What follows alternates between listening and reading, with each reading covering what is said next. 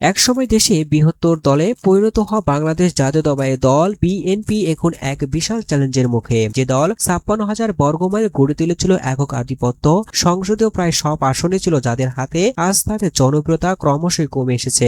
এই পরিস্থিতিতে নীরবে সংগঠিত হয়ে ভোটের মাঠে তাদের ঘাঁটিতে ভাগ বসাতে জোরভাবে প্রচার চালাচ্ছে বাংলাদেশ জামাত ইসলামী। দেশের রাজনৈতিক প্রেক্ষাপটে এটি নিঃসন্দেহে এক নতুন গুরুত্বপূর্ণ সমীকরণ। বিএনপির আকাশচুম্বী জনপ্রিয়তা থেকে জন অসন্তোষ। একসময় যে দলটি জনগণ নিজেদের দল বলে মনে করত, স্বৈরাচার পতনের পর তাদের বিরুদ্ধে নানা মহল থেকে নানা ধরনের অভিযোগ উঠে এসেছে। তাদের নেতাকর্মীদের বিরুদ্ধে চাঁদা, দুর্নীতি, অনিয়ম, মামলা বাণিজ্য সহ বহু ধরনের অভিযোগ উঠে এসেছে বিভিন্ন সংবাদ মাধ্যমে। এসব কর্মকাণ্ড দেখে সাধারণ জনগণ সরে যাচ্ছে। ভাবা যায় একটা সময় যাদের জনপ্রিয়তা ছিল আকাশচুম্বী, আজ তাদের জনপ্রিয়তা ক্রমশই কমে এসেছে। মনোনয়ন ঘিরে চরম কোন্দল। আসন্ন জাতীয় সংসদ নির্বাচনে তাদের ঘাঁটিগুলো ফিরে পেতেই দল থেকে যখন নমিনেশনের নাম প্রকাশ করা হয়, ঠিক তখনই ছড়িয়ে পড়ে বিএনপির মধ্যে চরম উত্তেজনা। মনোনয়ন বাতিলের দাবিতে আন্দোলন উত্তল হয়ে ওঠে অনেক আসনে। দলের মাঝে সৃষ্টি হয় ফাটল। ধানের শীষ প্রার্থীদের নামের তালিকা ঘোষণার পরই অনেক মনোনয়ন প্রত্যাশী নেতা বিক্ষিপ্ত ও হতাশা হয়েছেন। তাদের অনুসারী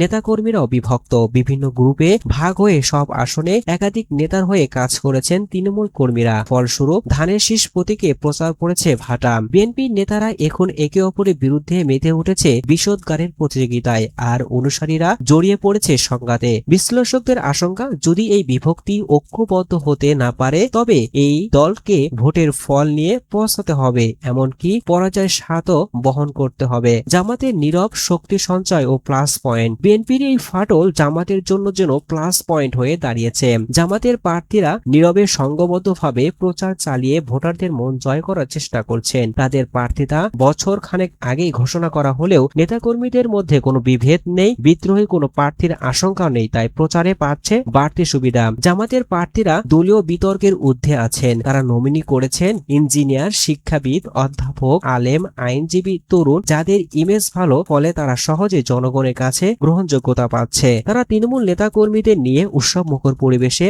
প্রচারণা চালাচ্ছে। পাড়া মহল্লায় ছুটে বেড়াচ্ছে। গণসংযোগ, পথসভা, বৈঠক, উঠান বৈঠক, ঘর অনুষ্ঠান সহ নানা ধরনের মাঝে ভোটারদের কাছে যাচ্ছে তারা। মসজিদ, চায়ের দোকান থেকে হাটবাজার, সকল স্থানে তাদের কার্যক্রম। এক কথায় বিএনপির আসনগুলোতে বসাতে মরিয়া হয়ে উঠেছে জামাত। ভোটের আমেজে এখন সংঘাতের ময়দানে। বঞ্চিত বিএনপি নেতাকর্মীরা মনোনয়ন বাতিলের দাবিতে মশাল মিছিল, বিক্ষোভ মিছিল, সভা সমাবেশ করেছেন। সড়ক অবরোধ করে প্রতিবাদ জানাচ্ছেন। হামলা পাল্টা হামলা, আহত হয়েছেন অনেকেই। তাদের এই কোন্দল জনভোগান্তি সৃষ্টি করে ফুঁসে উঠেছে জনসাধারণ। বিএনপি নেতাকর্মীদের কর্মকাণ্ডে বিরক্ত হয়ে অতিষ্ঠ।